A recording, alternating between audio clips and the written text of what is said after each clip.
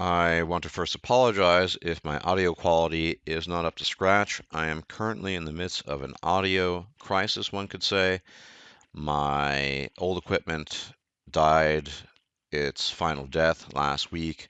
I ordered a new preamp. It turned out to be defective, it seems, and so I had to order some new equipment in spite of that, and it will arrive hopefully tomorrow or the day after. So hopefully, finally, this audio issue will be resolved. But in any event, I do apologize if the audio is not up to scratch. If the gods see fit, it will be better once I have my new equipment. So I apologize if it's not amazing.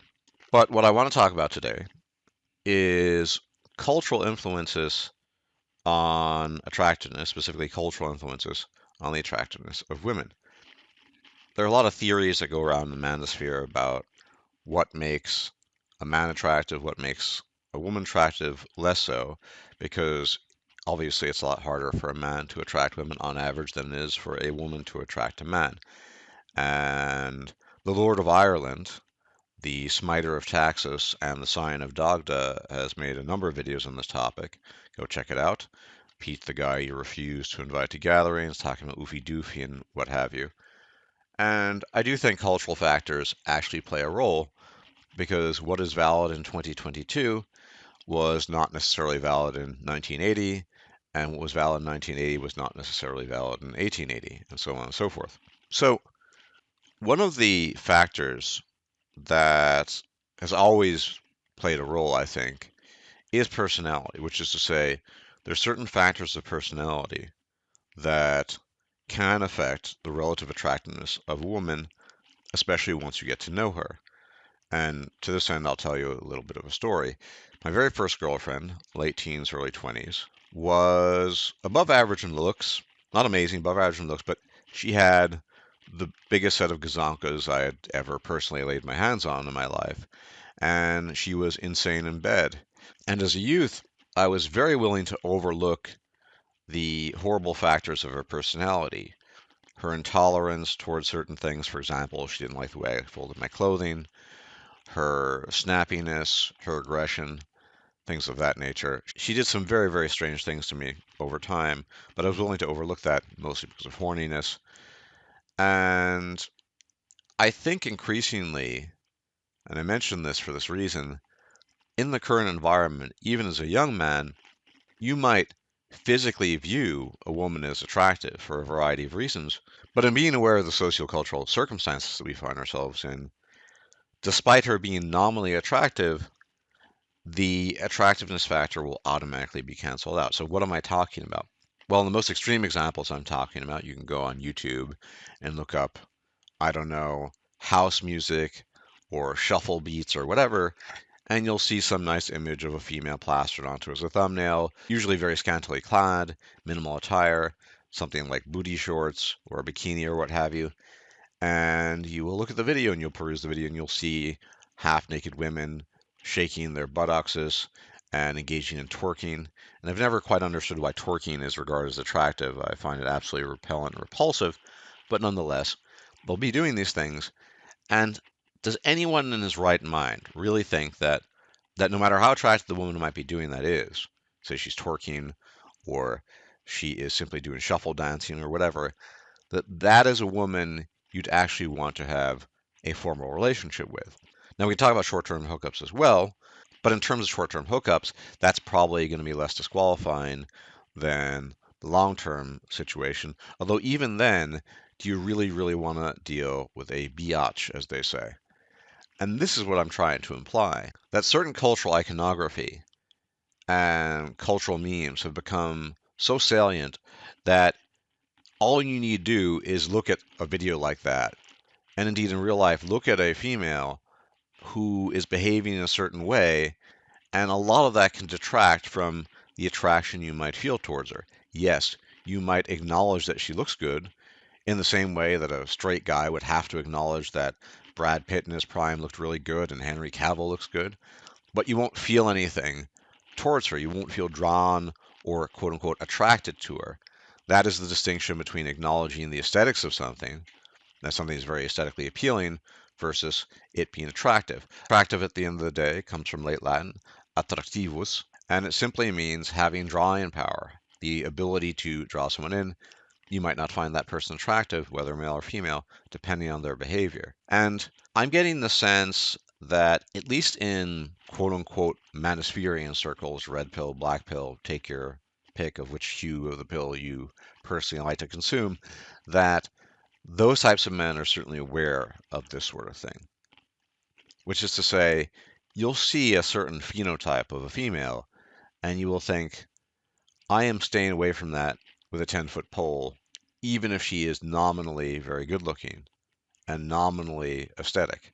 Because through memetics, we have learned over the past 2 decades that those types of looks usually go hand in hand with certain types of behavior.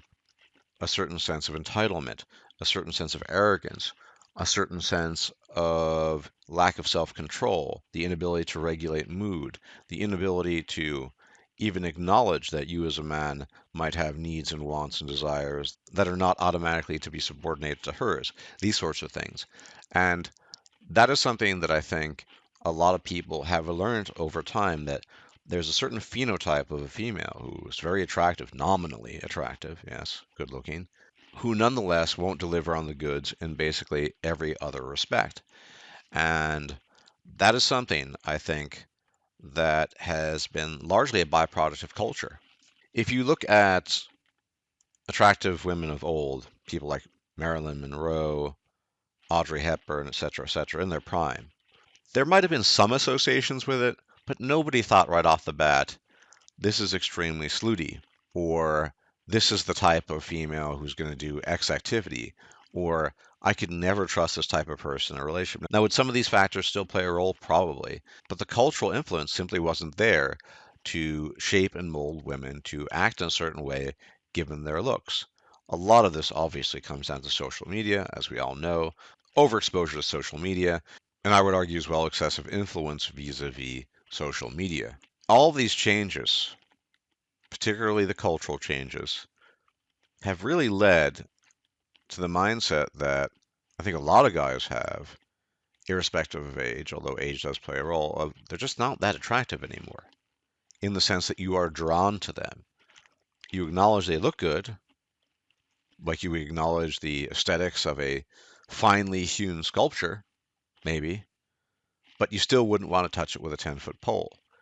Now, the age factor is important. As you get older, your testosterone levels drop. Depends on the individual man, obviously.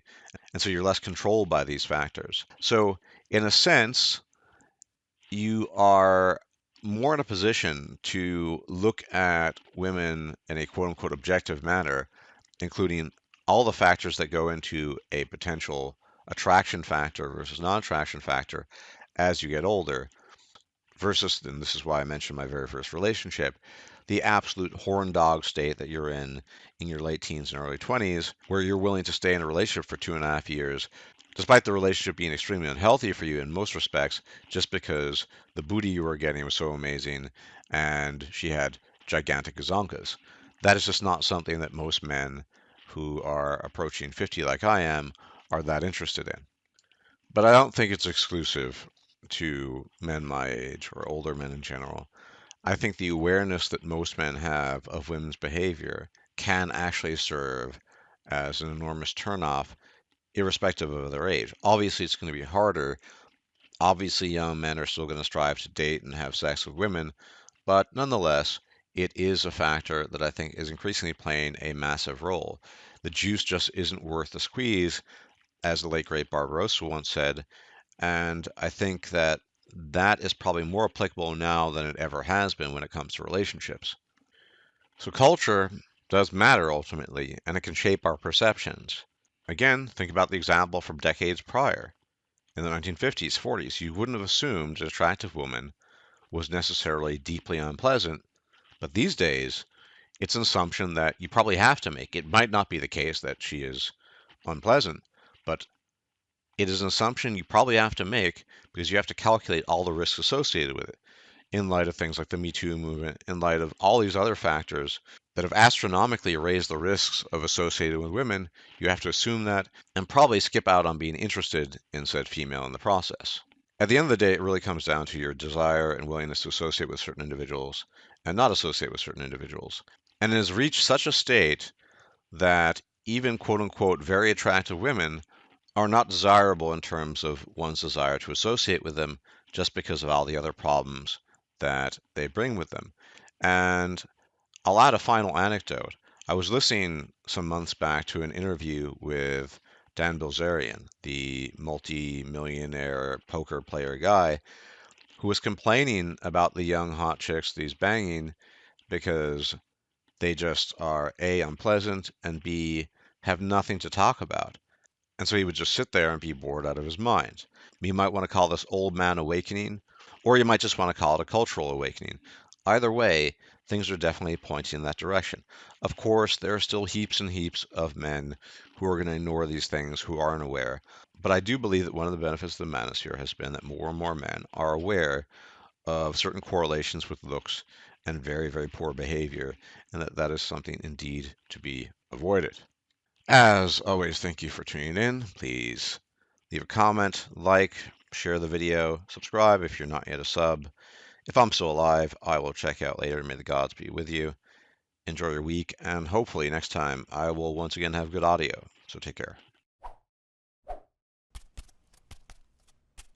If you liked this video, please like, share, and subscribe.